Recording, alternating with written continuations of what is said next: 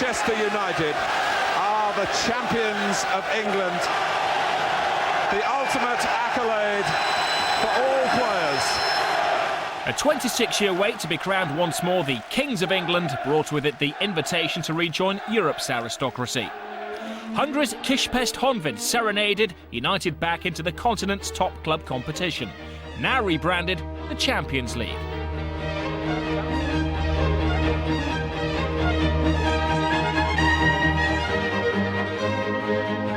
Back in the court of Europe's hierarchy, this was a step up from domestic desires. The club did get its history and its tradition by winning the European Cup. First and foremost, we wanted to win the league. We've achieved that last year, and I think the lads need another challenge, something to spark them again. We desperately want to win the league again, but the European Cup, like I say, is a new challenge, and you see that's why we all came this for. Giggs on that far side now. Manchester United coming forward. Cantona waiting in the middle for him. Will it come to Cantona? It's a great goal! And Roy Keane has put Manchester United ahead.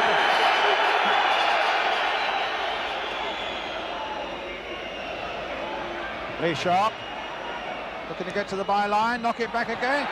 It's in there for Manchester United. And that man has done it again, Roy Keane. Giggs. Oh, beautiful play by Giggs. Cross coming in, a slip. There's a chance for Cantona. It's through. Irwin with it. Giggs has made a little run, a jockeying run with the keeper. Bruce has scored. There are smiles all around this Manchester arena, not least from Steve Bruce. Sharp's free kick. Bruce's header. He's done it again. Mark Hughes reached the situation well, has little support. Cantona. Nice turn from Robson, and the goal! The old maestro against Manchester United, the lead that they wanted. Alistair blunders forward. He's going to be tightly marked, bit of pinching and pushing and shoving. It'll flick at the near post on his second goal! Let's be fair, Tugai was probably as good a midfield player, and we're seeing now, 10 years later, he's still performing his stuff in the Premiership now. Hakan Suka was a good player, Bulland, they were a very good team, and they were, we didn't underestimate them, but it wasn't a shock to us, the way they performed over the two legs, because they have proved over the last 5-6 years what a good side they are. It's a goal! And the Turks have scored a third! Thankfully we didn't get beat, but we've left ourselves a mountain to climb those times when we were chasing the game. Cantona! Oh yes! Oh, Cantona! Just when the game seemed to be running away from Manchester United, up pops Cantona, totally unmarked, and brings a smile back to the fans' faces, if not the managers.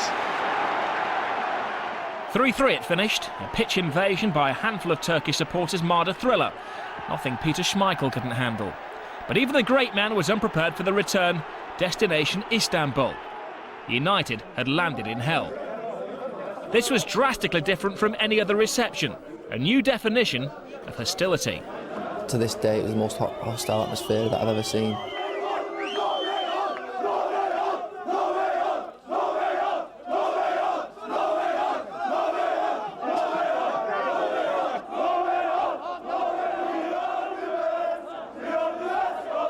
We got to the airport, they were smashing the glass down trying to get to us. It felt like the coach was being rocked.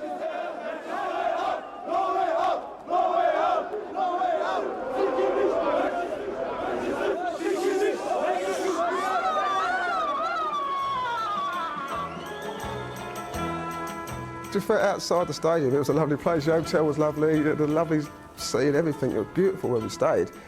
And the people were nice, but as soon as you get in there, it's just like a switch.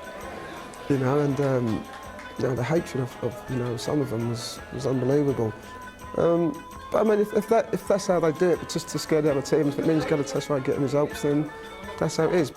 You come across hostile crowds, maybe countries which aren't as developed as others, old-style grounds, it can be quite daunting. You know, the smoke that surrounds the grounds, the smell of maybe the cigarettes, different cigarettes, just little things like that, really. I think they'd been in the ground from like lunchtime. I think they'd been in there 6 or 7 hours. So that was the norm, really, and of course Man United coming to town, it's a massive game for him. No? I think we're waiting to get the police You wait all together, excuse me. You have to wait all together so that they protect you while going out, okay? Because they might throw things on you, okay? We walked out and it was just the most incredible noise that I've ever experienced in my life.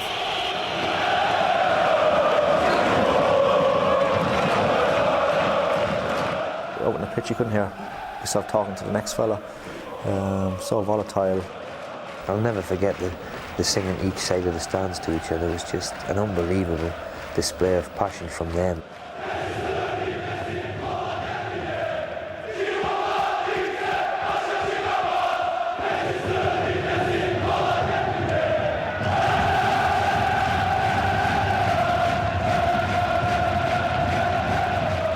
I was all jumping up and down like that, and I was like, oh, here we go. On the field, the football game was pretty uneventful, but the night will be remembered for what happened off it. Eric Cantona, incensed by the time-wasting tricks of Galatasaray, snapped.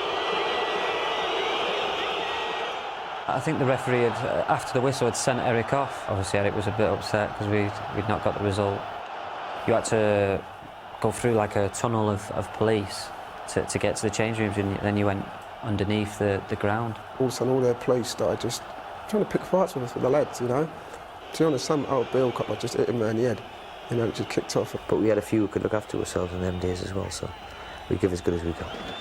But it was certainly different, you know, when big Rottweilers are biting you in a football match and policemen are hitting you with truncheons.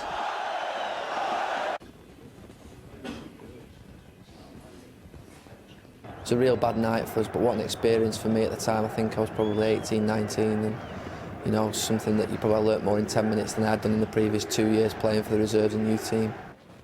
Sometimes if you don't talk at all, it's a bit more of an impact. And it was one of these nights that we're all sick, you know. Are you glad to get out of Turkey?